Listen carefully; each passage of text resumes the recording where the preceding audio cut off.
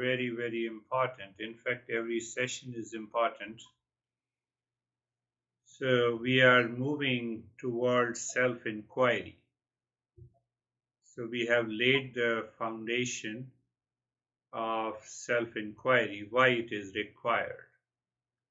Why it is required? Because we have a lot of suffering in our life. And because of this suffering, that false ego, false self or false ego that drives our life into suffering. And in the last session, we discussed that how the false self leads to mistaken identity, reactivity. We seek a validation from others, from the world outside. We take a decision that is fear-based. We have a sense of duality, and we have over-dependence on the people, on the things, on the relations outside. So any sense of dependence is full of expectations. So if I meet those expectations, I feel as if I have a healthy relationship. But one thing is sure, we cannot have unending expectations from the others. That is one thing. And it is very clear that no one can meet all the expectations. So because of these ideas and the mistaken identity, what happens? We have a limited perspective about our life. We are just screwed up in a cocoon where we have few relations are there. We have an over-dependence. We take decisions that is based on the fear. And that false identity lacks an inner self, inner anchor. So we are tossed around by the situations and others' opinions, and that continues our life in suffering. Now the question arises that how does not knowing our real nature, how does not knowing our real nature or real self affect the way we live our life? So you should contemplate and reflect. Because of the mistaken identity. Answer is simple. From the mistaken identity, we react, we seek a validation, we have fears, we have anxieties, we have duality, we have a conflict. So we construct. In fact, our mind constructs a false sense of identity based on external things. And that causes a lot of instability, insecurity, and unhappiness in our life. We get attached to our title, we get attached to our profession, we get attached to so-called the physical beauty, we get attached to, we have millions of false identification. Millions and millions of false identification, and sometime I react, sometime I'm pleased, sometime I'm happy, sometime I'm unhappy over the same issues again and again. I was telling Charlie that few of these sessions are extremely important. Maybe after 2 or 3 sessions, we will directly understand how to do this self-inquiry to start the journey in a next level. So one thing is because of the mistaken identity that I discussed last week. Now ask yourself that what else happens when we don't know our real self? We don't plan to be angry, we don't plan to be upset, but we get upset. No one wants to be upset.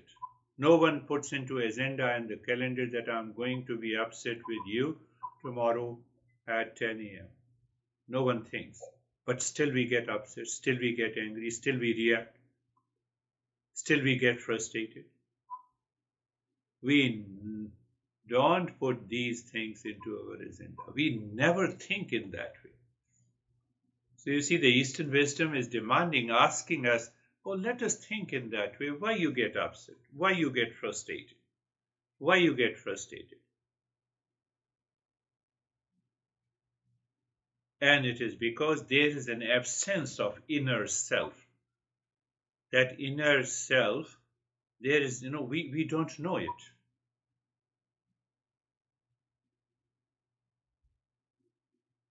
I get upset.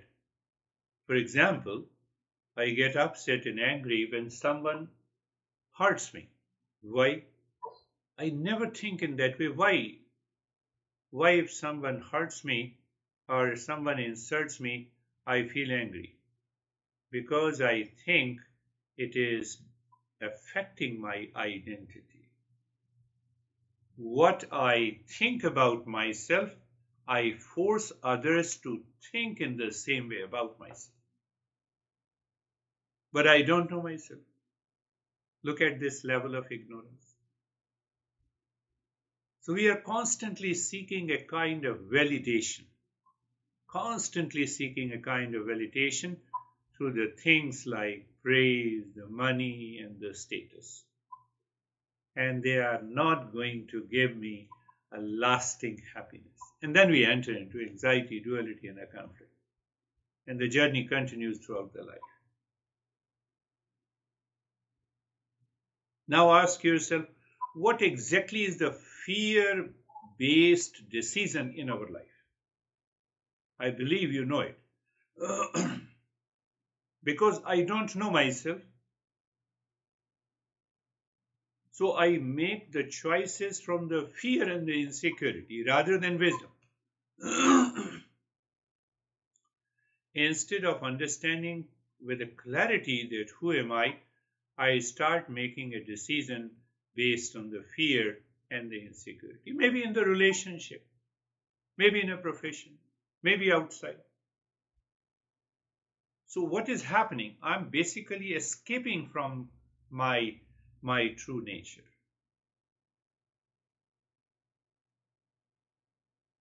Such an avoiding risks or new opportunities because of fear of failure or rejection. That is one of the major reasons of our bad relationship with the near and the dear ones. Why? Always ask, put a reason. Our decisions, when it is driven by fear, it means I want to protect my identity, which I don't know whether it is real or false.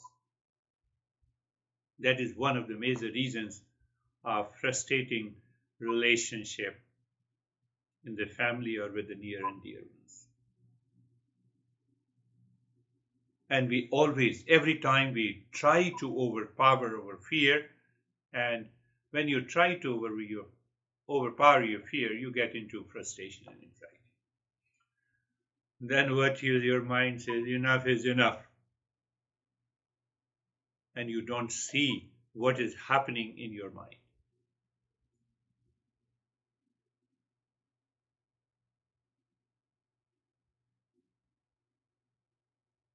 Then the one who has insulted you says, I'm very sorry, and you are getting carried away by it. How many times your near and dear ones said you that I'm sorry? Or how many times you said to them, I am sorry, and you still reacted? Is it not a fact? Say yes, you cannot say no. I know that. You cannot say no. I know.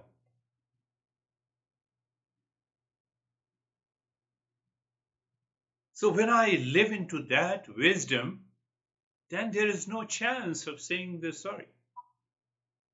There is no chance of the fear. That is what our masters are talking. Don't you see, it is very insightful.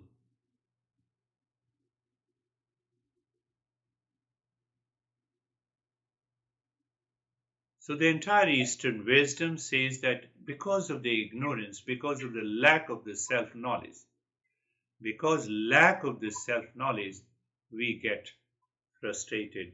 And we are always frustrated. One, you express your frustration or reaction, but internally you carry forward those impressions in your life.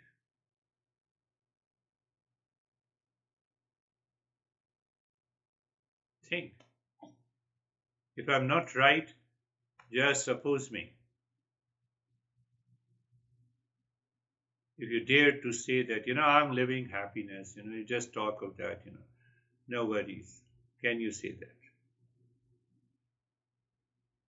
I know you cannot say that. Why? Because we have to discover that true nature. And once we discover, realize that why true nature? Ignorance is gone. So what about the true nature? It is all about peace, happiness, love, truth, and wisdom. So we are picking up another principle today. Can practice without purification succeed in awakening to the real self? The answer is no. Without purifying the mind, the practice remains fruitless. And that is why you have already seen. When you Google out in meditation, mindfulness, 1 minute and 5 minutes of meditation, and they are frustrated who advocate 5 minutes of meditation.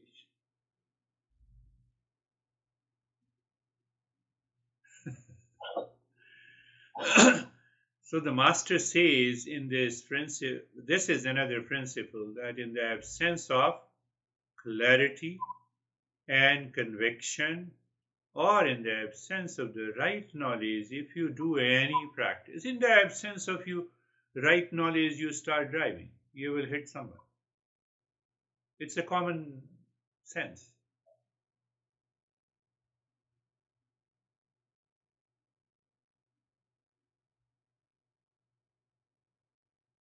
Because the false self identifies with fear, mistaken identity. So I have to understand it should not block my practice. If it blocks my practice, then obviously you have done the practice. You may feel very good doing the practice, but just after a few hours, your mind returns to the same old habit.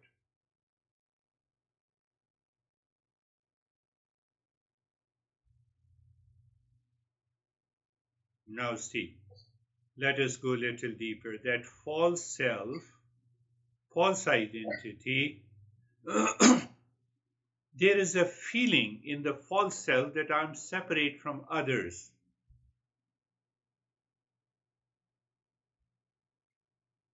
It creates a big wall between me and you all. So now the separation has been created. Once the separation has been created, then what happens? My mind that lives in the impurity, it perceives certain likes and dislikes. And likes and dislikes causes the attachment. And attachment causes the expectations.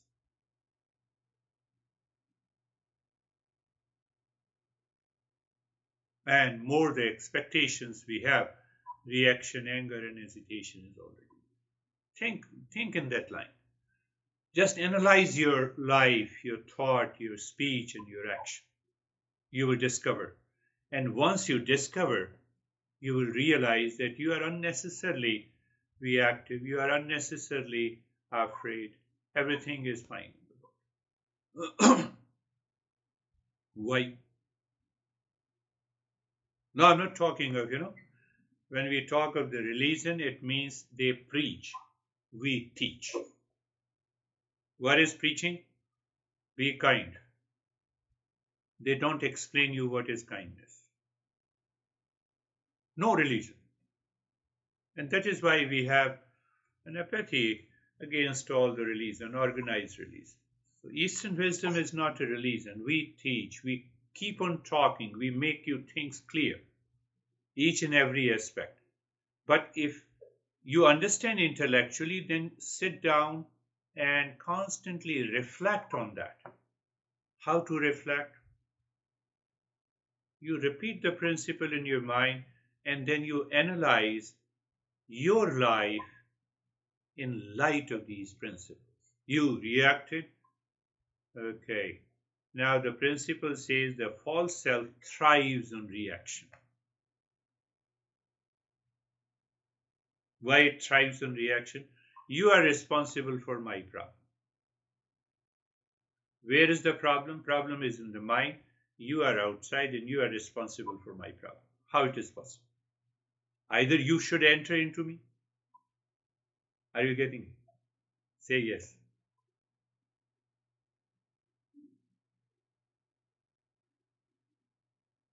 So you are outside, and now my mind constantly blames that you are responsible for my problem, frustration, anger, anxiety, etc. But I experience it inside, you are outside. How this is happening? It is happening because of attachment,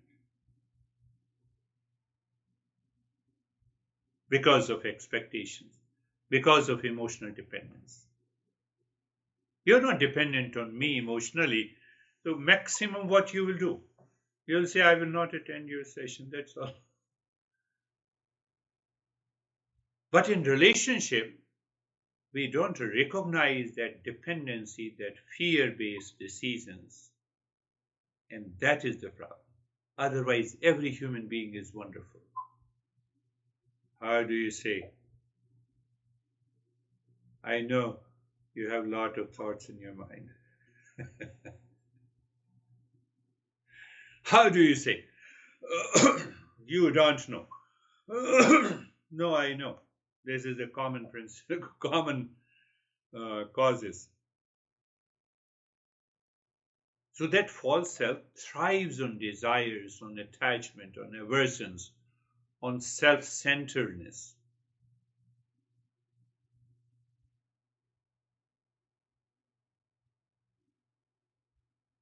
In a way, you can say that our false self maintains its existence on the likes and dislikes, on the attachment and detachment, on the fear, in our relationship, in which who is very near and dear ones. And that creates a big level of ignorance in our life.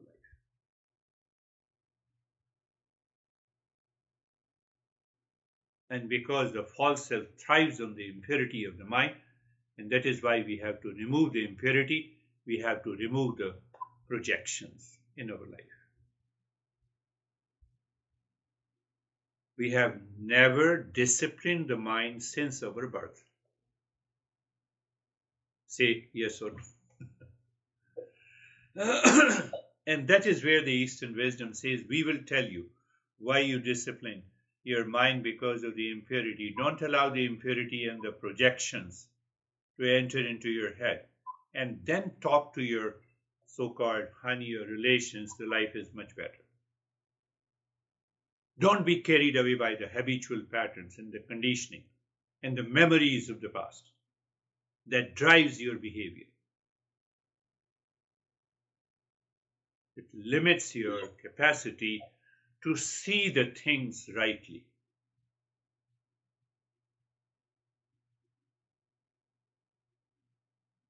So once we have understood, the question comes how to do it.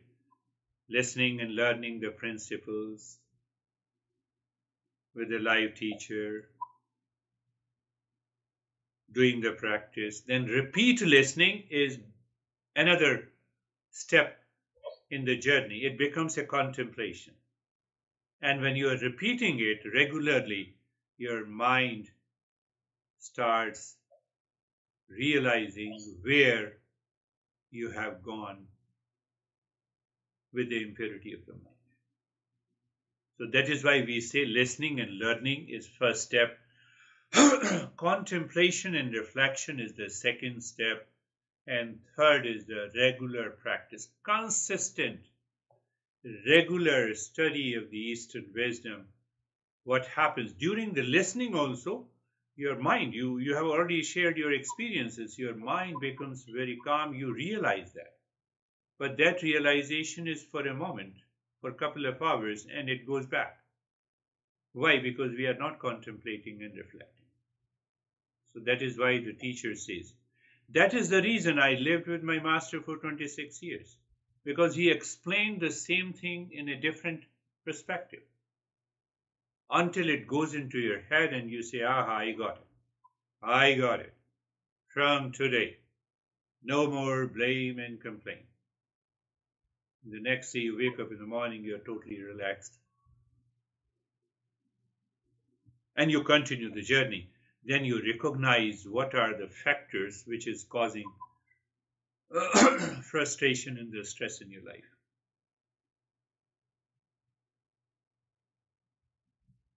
So practice has to be done, but practice with a clarity, with clear understanding. Now, in order to make it clear, you pick up one principle this week.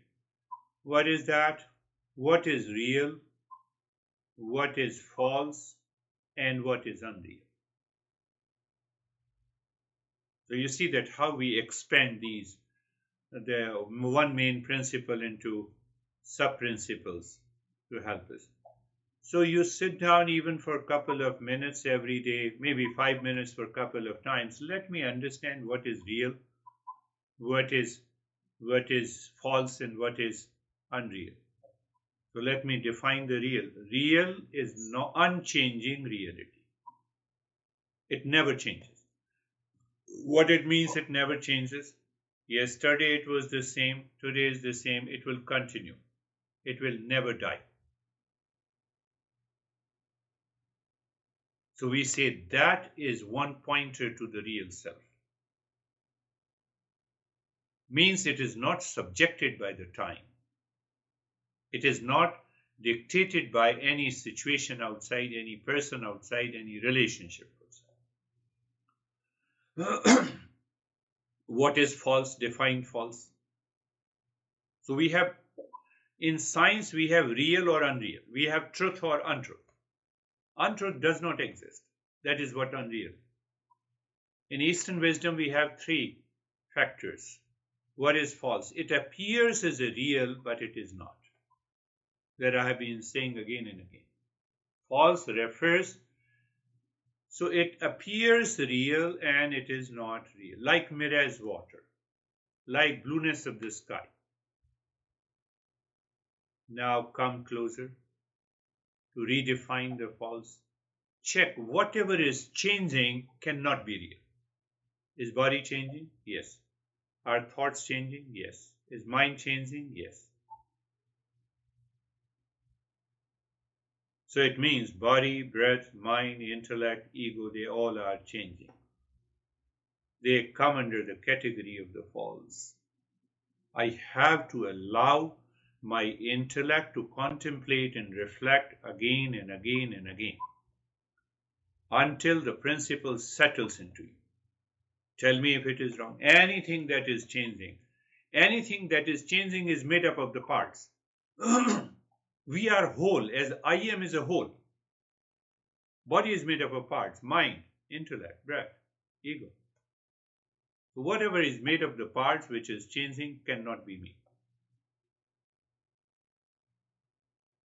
So you say to me that I am crazy. Obviously, this is a thought. Thought keeps on changing. I was telling in the morning, if you say me I am crazy and I become angry over you, so I proved that I am crazy. I already proved. I need not to justify. On the other hand, if I am able to maintain the calm, and I say, okay, let us sit down. Can you tell me why I am crazy? I will try to improve.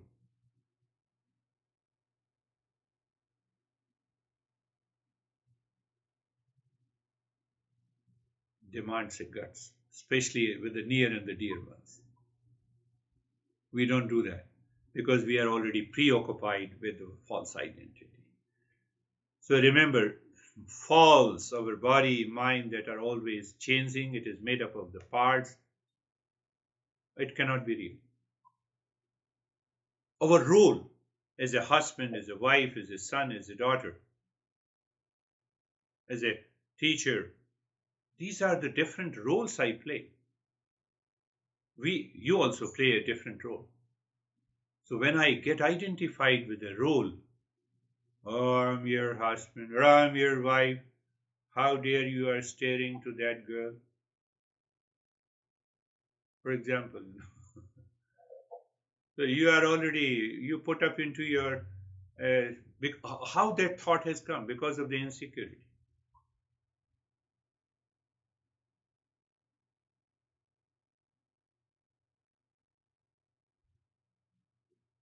Should I tell you one more interesting thing? The false has no independent existence. Real has always an independent existence. What it means? Let us pick up a very interesting before we go to the practice. If I say, you are telling a lie to me, how come I say that? If I know what is truth, then only I say that you are telling a lie. It means the lie depends on the truth. The truth is independent. Truth is always independent. Real is always independent. So, with this understanding, with this idea, with this thought, if you analyze your blame and complaint, your reaction, your fear, you will see, you become free. You analyze, you don't find there is any basis for it. They don't depend, they don't have an independent existence. What happens when you intellectually think about it? You have that thought pattern. Your mind becomes free. But it returns again, so I have to do it again. I have to do the practice. So I need not to talk about the unreal which does not exist. It does not have an existence. But false, it appears true, but it is not. So how to further break down that false in order to clearly understand it is constantly changing? You cannot say that it purely exists or it does not exist. It appears to exist. It does not have an independent existence. You can perceive it. You can definitely feel it. But when you analyze it, when you reflect on it, it disappears. That is the beauty. Your anger, your hesitation, your reaction, if you analyze it, step by step, following this principle of Eastern wisdom, they dissolve. How? The way from a distance you see the water, mirage water, but as you approach, it is not.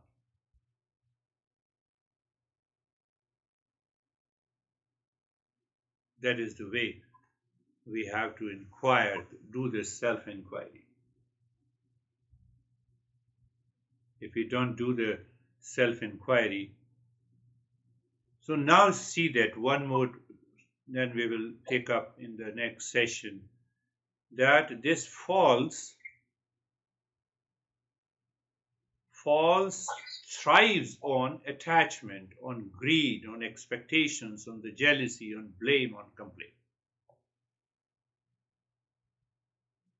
What are they? They are the impurities of the mind.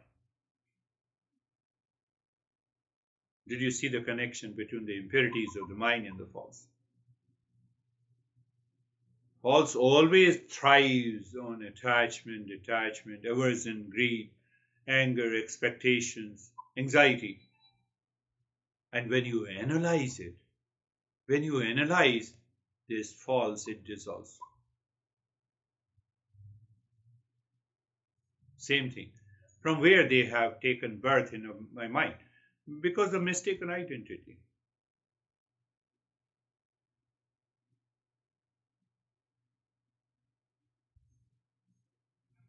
Okay, don't be serious. Let us close your eyes. Close your eyes. Eyes are closed and be comfortable. Being comfortable. Being comfortable means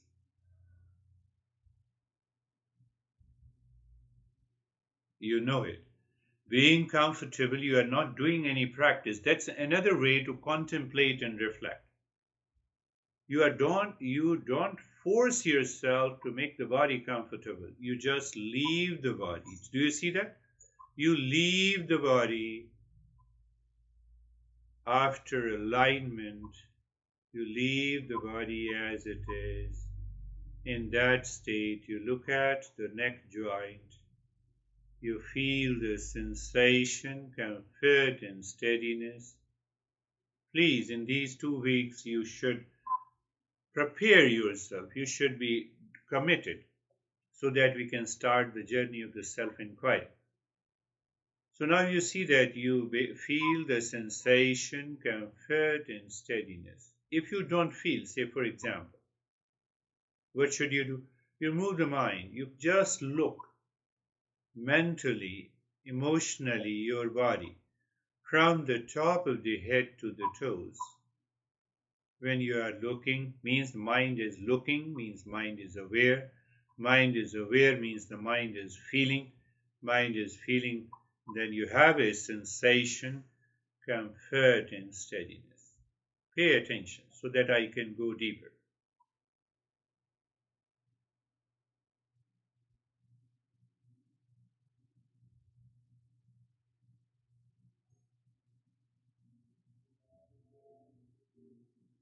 So what happens? Another point to understand in being comfortable. The mind is when mind is wandering, it is attached, it has aversion. Then what happens? The mind is already running outside, subconsciously, habitually, animally, even without thinking. And now we brought the mind back to the body and we feel the sensation, comfort, and steadiness. And the second step is being carefree. I've been telling you, please contemplate and reflect. Being carefree means free from all the cares of the mind. That is how I give the metaphor. You are standing across the road. Are you doing anything? No. Are you watching the traffic? Yes. Is the traffic separate from you? Yes. The same way I should find, feel, experience that all the thoughts are separate from me. That is very much required in order to purify the mind. You know clearly traffic on the road is separate from the pavement you are standing there. Same way, there is something in your mind, observer is there, which is watching and being aware of the thought. They are coming and going. But you feel as if you are standing. You are not carried away by any thought. What that means? You are aware without attaching. I know in American society we say don't be judgmental. What is being judgmental? That you start looking, oh, this guy I like, I don't like. So you're judgmental. Being judgmental means that you carry your mind with the likes and dislikes, pain and the pleasure, and other, the dual. So what we are doing, what is this process of being carefree is a discernment. What is discernment? It's a separation. I just look at the thing and people and relations and the thoughts as they are. So what happens then? Then you have separated yourself.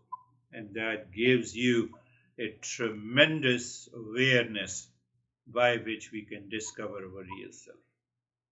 At least for a few moments, you get away with the impurity of the mind. And the same thing, we don't rely on any thought that is going and coming into our head. We say, okay, let us replace these thoughts with a mantra. Sarvesham swastir bhavatu. So now you have to contemplate in your mind, let everyone be happy. But then you have to reflect on it. So what is happening? You are engaging your mind to go with the principle. If that is not happening, the impurity will continue. So now even if the thoughts are coming and going, your mind says, okay, may everyone be happy. Happiness is our essential nature. It is the essential nature of every human being on this earth planet. Do I have a problem with anyone? No. I am in peace, others are also in peace. So then mind starts thriving on the wisdom.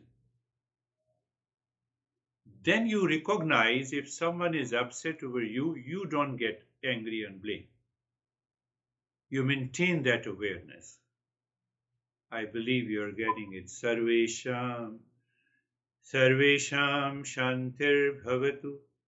Sarvesham Shantir Bhavatu. May there be peace for all. Not only peace for myself, peace for you, peace for me, peace for everyone. Now see what happens then. So you perceive the peace everywhere, even for a slight moment. So we are showing the mind how to replace. Sarvesham Purnam Bhavatu. Sarvesham Purnam Bhavatu. Purna means completeness. So when I feel the sense of completeness in me, why? Then dependence on others is not there in my life. When I don't depend on them, attachment dissolves. I told you that by close examination, by analyzing these thoughts in my head, I dissolve this attachment and aversion. And that is what the mantra should do in my life, in our life. Sarvesham Mangalam Bhavatu, Sarvesham Mangalam Bhavatu, Sarvesham Mangalam Bhavatu. Auspiciousness with grace and the blessing should fall upon me. Now it doesn't happen so easily, so then we take the mind to the task. I'm making every step clear to you as if you are your own teacher. And if you follow, you are your own teacher means that you know what is the next step and what to do and how to do it. Means what? You are contemplating and reflecting. Pay attention, my friends. And now look inside the forehead in the space, and there you drop Om Shanti. Now you see, you keep your body in a steady position, no movement. One thing.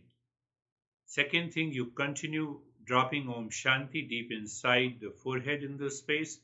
And second thing. And third thing, you start breathing quick and short and gentle breath through both the nostrils.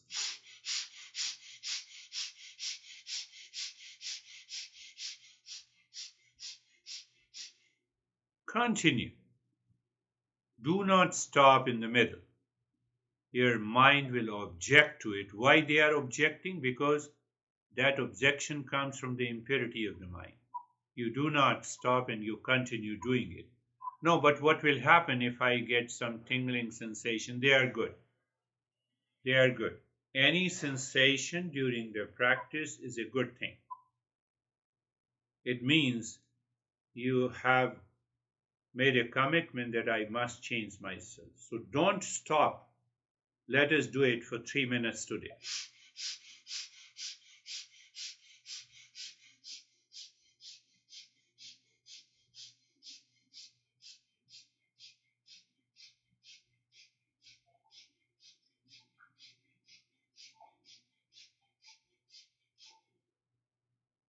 Continue.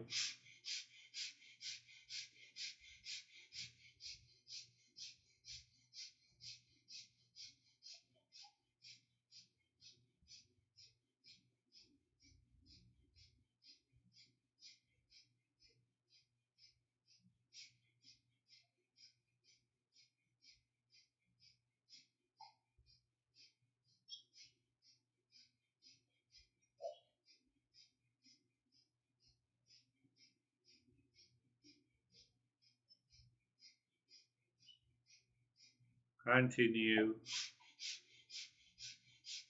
We are doing it for 3 minutes only.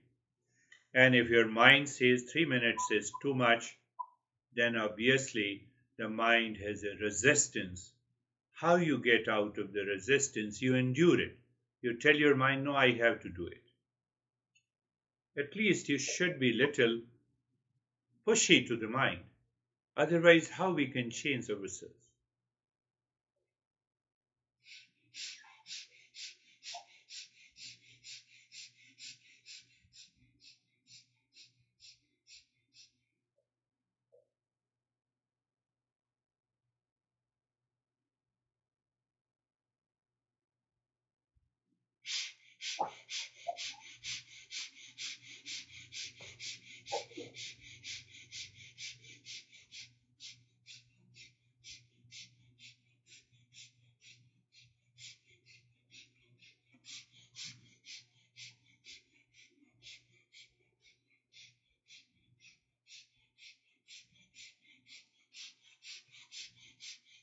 And stop it. Do nothing.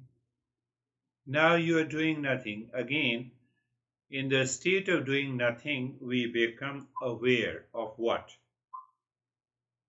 That is, now you can easily understand what we are doing. So you look at the head and the neck mentally and experience sensation, relaxation, and stillness. Body is in the state, motionless state of the body. Why we are asking? We are preventing the mind to run after the impurity. Is it important? Yes, in the beginning it is important. So look at the right arm. So your mind moves on the entire right arm. You feel the sensation, relaxation, and the motionless state. Move the mind on the left arm, sensation, relaxation, and stillness. Move the mind on the chest and the belly, the middle portion of the body. You take your time and feel the sensation, relaxation, and stillness. Move the mind on the right leg, sensation, relaxation, and stillness.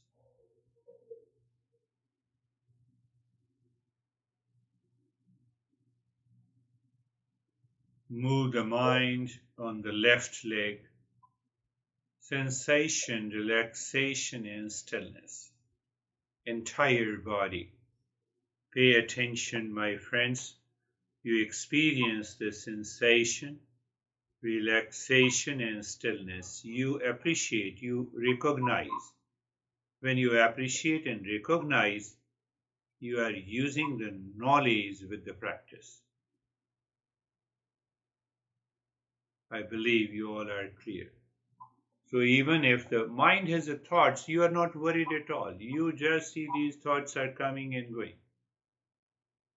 So we leave the surface mind, which invites unwanted, unwelcome thoughts, and we go deeper. We feel as if we are deep. And in that state, you take your mind on the breath and start breathing deep, silent, and slow. How you breathe deep, silent, and slow? First, you inhale into the belly, then into the chest. You exhale from the belly, from the ribs. Make it very slow, deep, and silent. Why you now again understand why you are breathing deep, silent, and slow. It's very easy to bypass all the impurities. You live in a higher awareness. Your mind does not dictate on you, provided the deep, silent, slow breathing is rhythmic in the state of stillness in the body.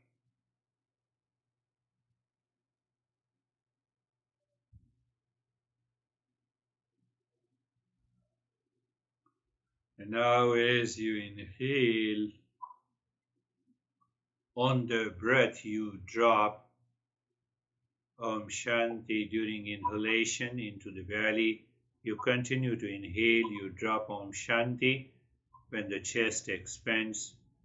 And when you reach to the throat, Om Shanti, 3 Om Shanti. And during exhalation, again gently drop. You're not in a hurry. Om Shanti, Om Shanti, Om Shanti. So what exactly should happen?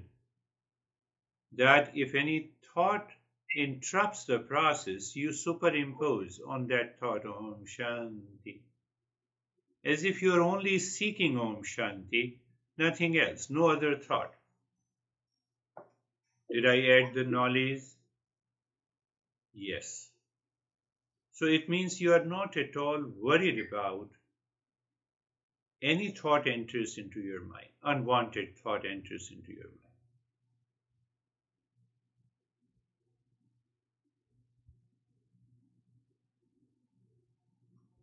Now, instead of 3, you drop only 2 Om Shanti. Breath is the same.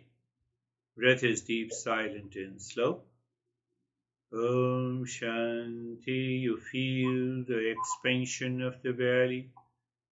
Om Shanti, you feel the expansion of the rib cage.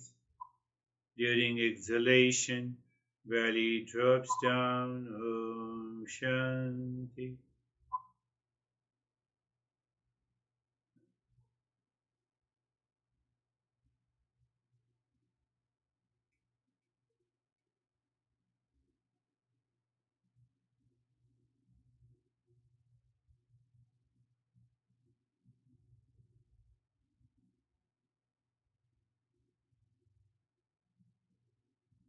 To Om Shanti during inhalation and during exhalation.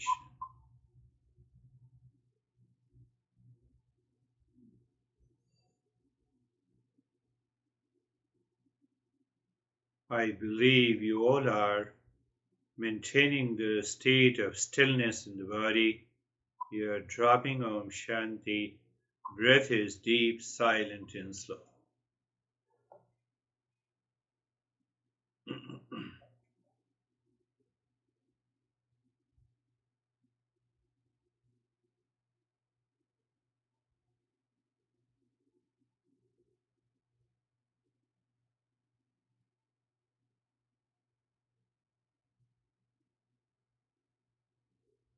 And in that deep, silent, and slow breathing, now you drop only 1 Om Shanti. Last time we did it. I'm repeating, the moment you start inhaling, your mind sings Om Shanti. Inhalation completes. Om. Exhalation begins, and you say Shanti, it completes. At the same time, with Om Shanti, you feel the expansion and the contraction of the belly and the rib cage. What's going to happen?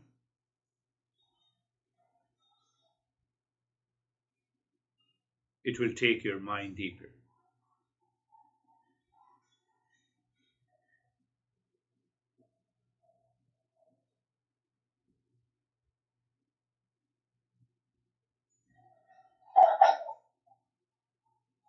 Continue.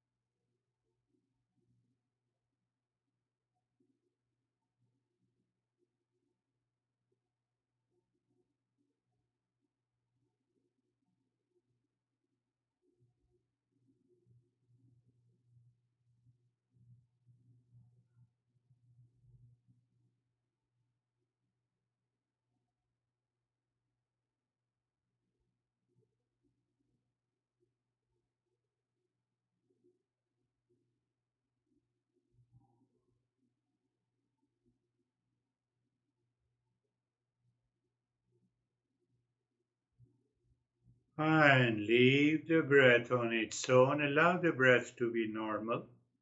Do nothing. Just an awareness of the breath, awareness of the body, experience of the calmness and the peace.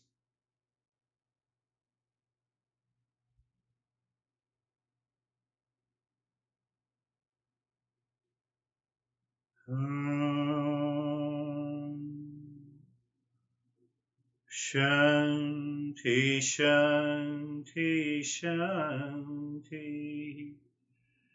Om Shanti, Shanti, Shanti.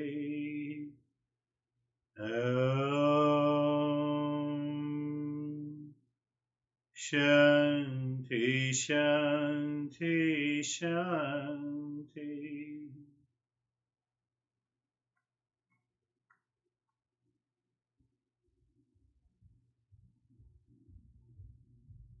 Bring your mind on the right hand, your mind on the left hand. Lift your both the palms, place it on your eyes. Open the eyes inside the palms. Know your experiences. Bring the hands down. And we'll share our experiences now.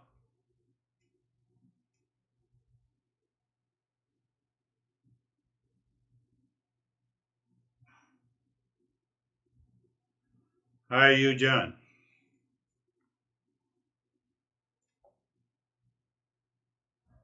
We don't hear you.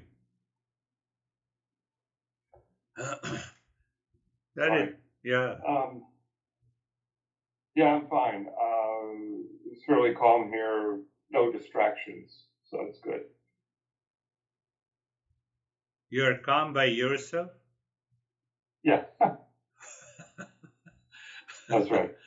Very good. That's a good point, too.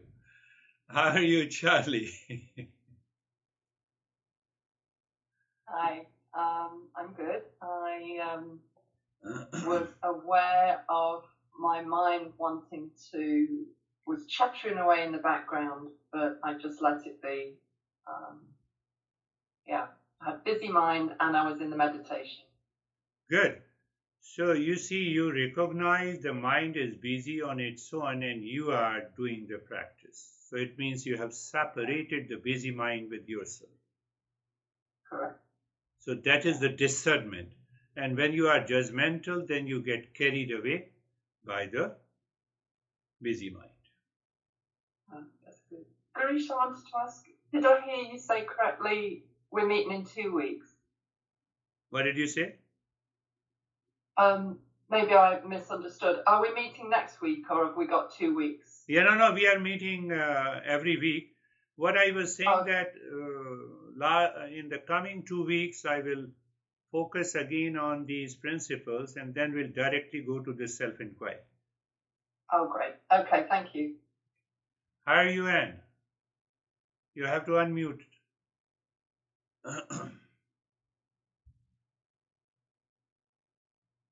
Yeah, I feel fine. Very grounded. Very good. Yes. Very grounded, obviously. Yeah, go ahead. Yeah, nothing bothers me. Nothing bothers. That's really good. That's a good experience. How are you, Mead? I feel a deep sense of calmness. Very good. And clarity. Yes, keep that like calmness and clarity this week. Listen to it, understand, analyze. I told you the main principle to all of you. When you analyze your anxiety, reaction, blame, and complaint through contemplation and reflection in the mode of discernment, they dissolve. And that is what exactly we are learning. That is all for today. Thank you very much. That is all for today.